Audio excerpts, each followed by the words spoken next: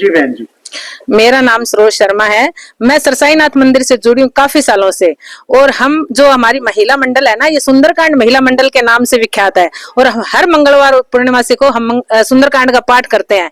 और हम सभी को यही प्रेरणा देना चाहते हैं कि ज्यादा से ज्यादा हमारे से जुड़े और हमारे साथ आकर सुंदरकांड का पाठ करें और बाबा सरसाईनाथ की महिमा का गुणगान करें। और हम यही अपने बच्चों को शिक्षा देना चाहते हैं। बोलो बाबा सरसाईनाथ की जय। जी, आपको ये प्रेरणा कहाँ से मिली भी आपने सुंदरकांड हाँ जी, करके हाँ जी, समाज के अंदर एक बहुत अच्छा काम कर रही है? हाँ जी, हमारे प्रेरणा आपको कहाँ से मिली? ये प्रेरणा हमारे को इस मंदिर से ही मिली, क्योंकि जब हम मंदिर में आए तो हमारे को कुछ ऐसा महसूस हुआ कि हमें ये करना चाहिए। इससे हमारी संस्कृति भी बढ़ेगी और हमारे बच्चों को भी ये ज्ञान होगा कि हमारी मम्मी दादी जो भी कुछ करे वो आगे जाके हम भी यही करेंगे। क्यों बच्चों को प्रेरणा तो माँ बाप से ही मिलती है ना, इसलिए हमारे को प्रेरणा इस मंदिर से ही मिली है। बाबा हनुमान जी बाबा की जो हम करते हैं ना, बाबा का चमत्कार है ये हमारे ऊपर भी। हमारे को अपने आप ही होता, हम जाए सुंदरकांड करें, हमारे को कुछ अच्छा ही होगा इससे करने से।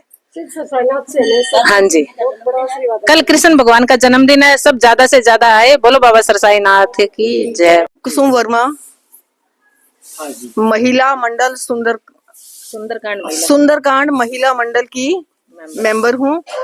और हमारी ये संस्था जो है, कम से कम मेरे हिसाब से, मैं तो लगभग 2 सालों से यहाँ से जुड़ी हूँ। उससे पहले भी काफी लंबे अरसे से यह संस्था काम कर रही है। यह संस्था समाज के हित के लिए, जनता के हित के लिए, देश की भलाई के लिए, जो आज हमारे बच्चे इधर उधर जा रहे हैं, भटक रहे हैं, हमारे जो नैतिक मूल्य है, नैतिक मूल्यों से इधर उधर हो रहे हैं, हमारी जो यूथ है, हमारी जो युवा पीढ़ी है, हमारी जो बच्चे हैं, वो लगभग आज जहां तक मेरा विचार है, मैं ये अनुभव करती हूँ कि सनातन संस्कृति जो हमारी है, हमारा जो सनातन धर्म है, उससे लगभग विमुख होते जा रहे हैं। इस संस्था के माध्यम से हम यह प्रयास करने की कोशिश कर रहे हैं। पूरी तरह से तो हम नहीं कह सकते कि हम इसमें खरे उतर रहे हैं, लेकिन फिर भी अपना हर संभव प्रयास कर रहे हैं कि जहां तक हो सके अपने सनातन धर्म को विकसित करने के लिए हम तत्पर रहेंगे जब तक इस संस्था से जुड़े हुए हैं। इसकी कड़ी में मैं एक बात और कहना चाहूंगी कि हमने श्रीमद् भागवत कथा तीसरी बार करवाई है। 2 बार सरसाईनाथ जी मंदिर में और 1 बार उससे पहले हो चुकी है। और इसके साथ साथ हम हर मंगलवार को और पूर्णमासी को सुंदरकांड का पाठ करते हैं। और इसके साथ साथ मंदिर में जैसे भी हमारे से बन पाए, जैसी भी जरूरत हो, हम यथासंभव योगदान देने की कोशिश करते हैं। और आज के युग में मैं अपनी बहनों को, बच्चों को, परिवार के लोगों को सिर्फ यही संदेश देना चाहती हूँ कि जहां तक हो सके अपने अच्छे कर्म करो, बच्चों को अच्छे नैतिक मूल्यों से अवगत करवाएं, उनको अपनी संस्कृति से परिचित करवाएं, जिससे हमारे साथ साथ तो हमारा तो उद्धार होगा ही, इसके साथ साथ हमारे परिवार का, हमारे शहर का, हमारे देश का नाम रोशन होगा। इसके साथ ही मैं फिर से अर्ज करती हूँ कि हमारी सभी बहनें सारी संस्कृति से जुड़ी हैं, उनके लिए हम कहना चाह रहे हैं कि अगर वो मोबाइल का भी यूज करते हैं तो मोबाइल के यूज में जिस तरह की जो धार्मिक चीजें हैं जिनसे बच्चे प्रेरित हो सके, उस तरह की चीजें वो बच्चों को दिखाएं, बच्चों को सुनाएं। ये नहीं है कि जो अपने मतलब की चीजें हैं वो बच्चों को दिखाएं या सुनाएं, क्योंकि हम देखते हैं कि मोबाइल में हर तरह की चीजें, आज हमारा इतना जो इंटरनेट है प्रोग्रेसिव हो चुका है आजकल, उस प्रोग्रेस को हम किस साइड में लेके जा रहे हैं वो हमारी अपनी सोच है, अपनी थिंकिंग है कि हम उसको पॉजिटिव वे में लेके जा रहे हैं या नेगेटिव वे में लेके जा रहे हैं। आम महिलाओं को आप क्या संदेश देना चाहती हैं? हम आम महिलाओं को सिर्फ मैं अपनी तरफ से, जो कि मेरा विचार है, मेरी सोच है, सिर्फ मैं यही कहूंगी कि सनातन धर्म से जुड़े, सनातन संस्कृति का प्रचार करें और इसके साथ साथ अपने बच्चों को ऐसे संस्कार दें, क्योंकि बच्चे जो संस्कार सीखते हैं वो सबसे पहले अपनी माँ के गर्भ से ही सीखते हैं। माँ के गर्भ के बाद जैसे वो परिवार में आता है, दुनिया में आता है, अपने सामाजिक वातावरण से सीखता है, वातावरण के बाद आगे जब बच्चा स्कूल जाता है, स्कूल से सीखता है, उसके बाद हमारा जो सोशल एक्टिविटीज है उनसे सीखता है बच्चा।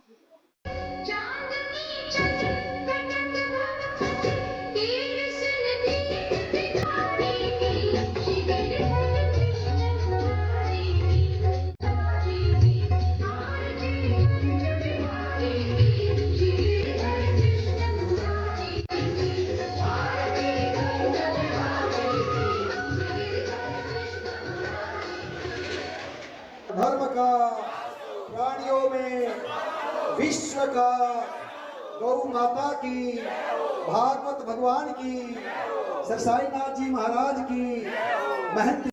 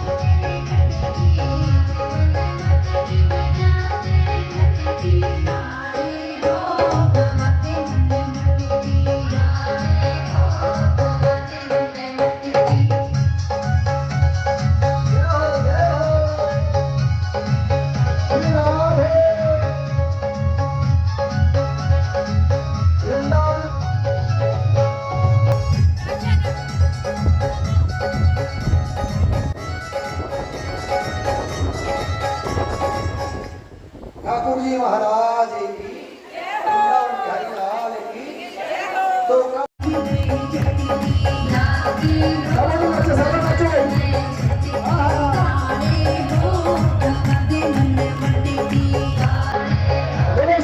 जी महाराज की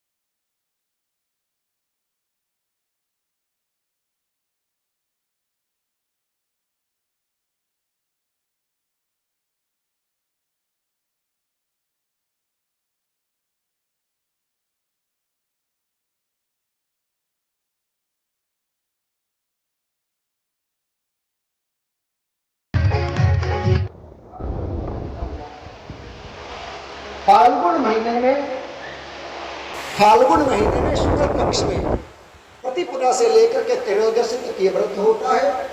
सफेद गाय की, बछड़े वाले गाय का दूध पी करके किया जाता है और इस दूध को 12 दिन तक लगातार पीना है। प्रतिपदा से लेकर के त्रयोदशी तक, त्रयोदशी को उद्यापन करना है।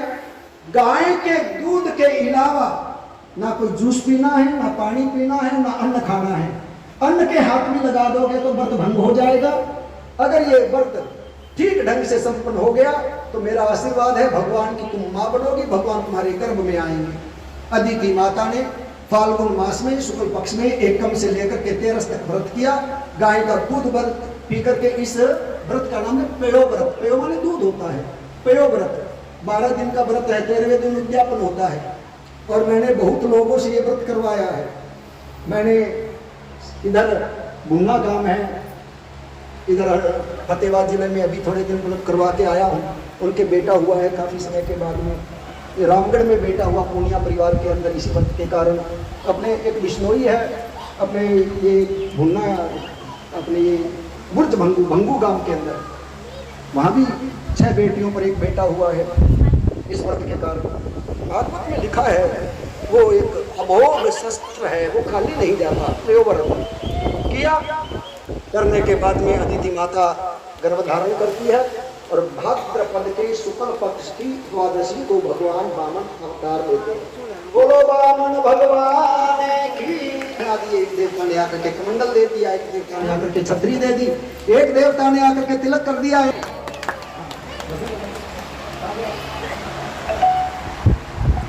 साउंड वाले भैया।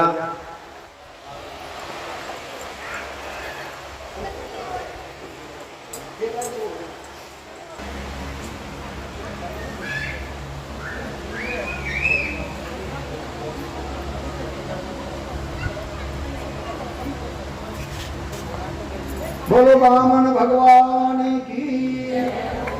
हाँ, भगवान तो आपके बीच में ही आ जाएंगे। अच्छा चलो फिर आप ही आ जाओ। बोलो मेरे द्वार खड़ा भगवान भगत